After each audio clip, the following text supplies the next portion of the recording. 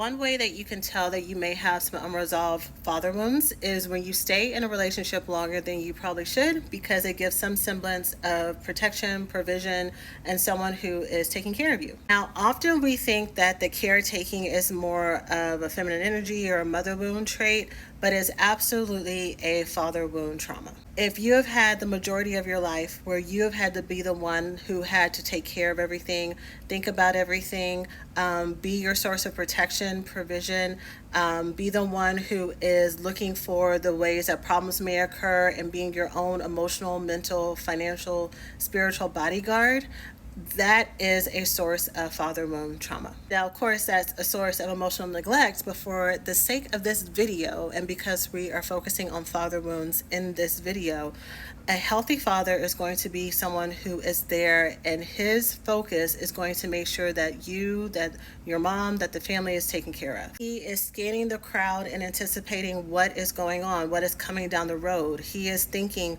5 steps, 5 years ahead. He's thinking about how to make sure that the family, your mom, your siblings, his mother, whoever it is comfortable. And with him anticipating the problems that's going on, when he sees a need that arises, he takes care of it before you or your mom or anyone else either is none the wiser, or it is on your radar, but they are already stepping in. And I think a wounding that a lot of us have, especially those of us who have been hypervigilant, or not hypervigilant, those of us who've had to be independent and maybe hyper independent in some ways, it has been a learned response to being neglected in that way. Not having anyone who ever did consider us, consider what it is that we needed, consider what it is that we wanted, and cared for us in that way.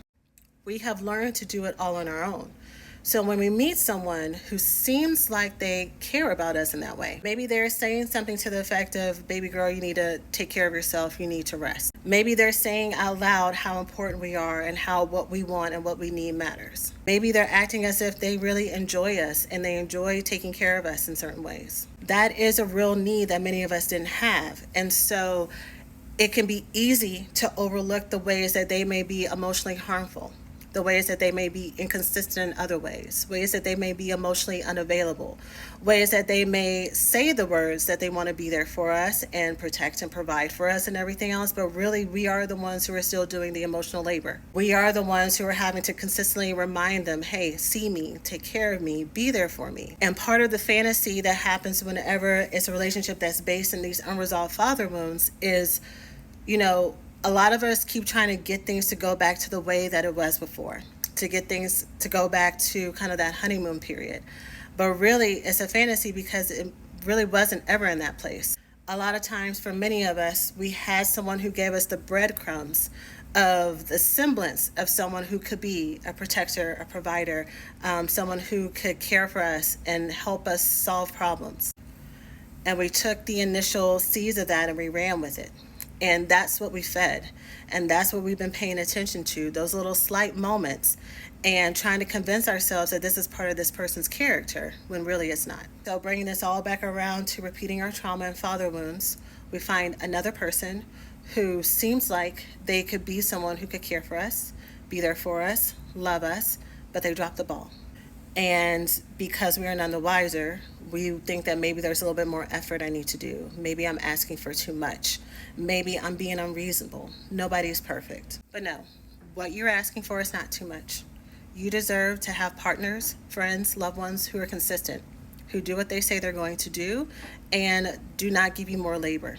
If you're looking for someone to be a life companion, it should be someone who adds to your life and makes your life better. And some of us will trade in companionship and thinking that having a person there is better than not having a person there, when that is not the case.